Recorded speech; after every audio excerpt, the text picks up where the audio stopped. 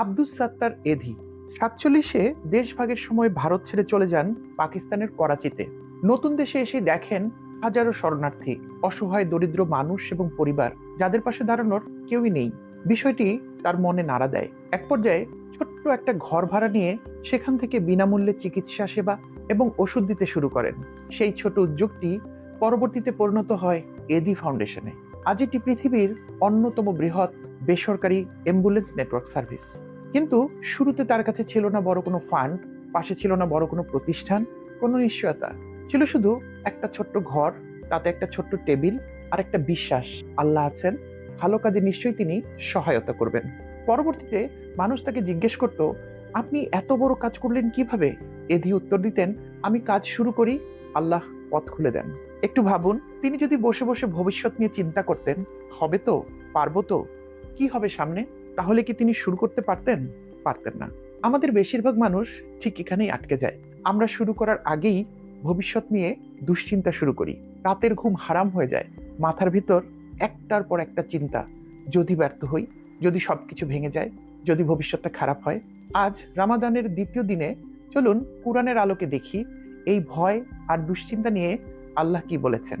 আল্লাহ তাআলা সূরা আত-তালাকের 3 নম্বর আয়াতে বলছেন, ويرزقه من حيث لا يحتسب ومن يتوكل على الله فهو حسبه إن الله بالغ أمره قد جعل الله لكل شيء قدرا।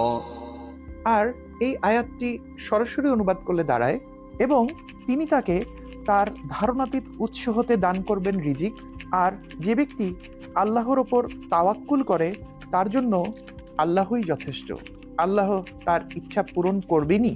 অবশ্যই আল্লাহ সব কিছুর জন্য স্থির করেছেন সুনির্দিষ্ট মাত্রা। অর্থাৎ যে ব্যক্তি আল্লাহর ওপর ভরসা করে তিনিই তার জন্য যথেষ্ট। আল্লাহ স্বয়ং বলছেন তিনিই যথেষ্ট। এর থেকে বড় নিশ্চয়তা আর কি হতে পারে? অথচ আমরা কি করি? আমরা পরিকল্পনা করি কিন্তু ভরসা রাখি না। আমাদের একটা ভুল ধারণা হচ্ছে সবকিছু আমাদের নিয়ন্ত্রণে থাকতে হবে, সবকিছু আমার চাওয়া মোতাবেক হতে হবে। আর এখান থেকে জন্ম নেয় উদ্বেগ, উৎকণ্ঠা। কারণ বাস্তবতা হলো ভবিষ্যৎ কোনো দিনই কারো নিয়ন্ত্রণে ছিল না, আপনারও থাকবে না।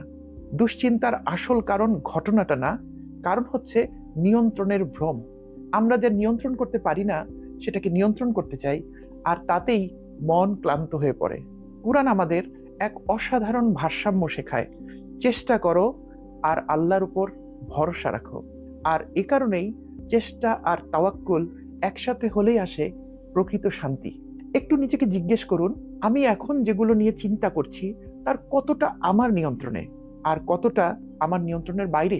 উত্তরটা খুঁজে দেখলে পারবেন বেশিরভাগ দুশ্চিন্তায় এমন জিনিস নিয়ে যেগুলো আপনার হাতে নেই। আচ্ছা, একটা ছোট কাজ করুন। এক টুকরো কাগজ নিন, 2টা কলাম করুন। বামে লিখুন আমার নিয়ন্ত্রণে আছে, ডানে লিখুন আমার নিয়ন্ত্রণে নেই। তারপর আপনার মাথায় থাকা বিষয়গুলোকে বামে ডানে লিখতে শুরু করুন। লেখা শেষ? এবার বাম দিকের কলামের জন্য কাজে নেমে পড়ুন, যান প্রাণ দিয়ে চেষ্টা চালিয়ে যান। আর ডান দিকের কলামের জন্য আল্লাহর উপর ভরসা রাখুন। এটাই মানসিক শান্তির সূত্র। যে মানুষ আল্লাহর উপর ভরসা করতে শেখে সে ভবিষ্যৎ আর অনিশ্চয়তা নিয়ে ভয় পায় না, কারণ সে জানে আমি চেষ্টা করি, ফলাফল আল্লাহ নির্ধারণ করবেন। রমাদানের এই দিনে চলুন দুশ্চিন্তা নয়, ভরসা দিয়ে শুরু করি। আমি জাভেদ পারভেজ, রিস্টার্ট ইউরসেলফ থেকে বলছি। আগামী দিন আবার দেখা হবে কুরআনের আরেকটি আয়াত নিয়ে, যা হয়তো আমাদের জীবন বদলে দিতে পারে। ততক্ষণ পর্যন্ত ভালো থাকবেন। আসসালামু আলাইকুম।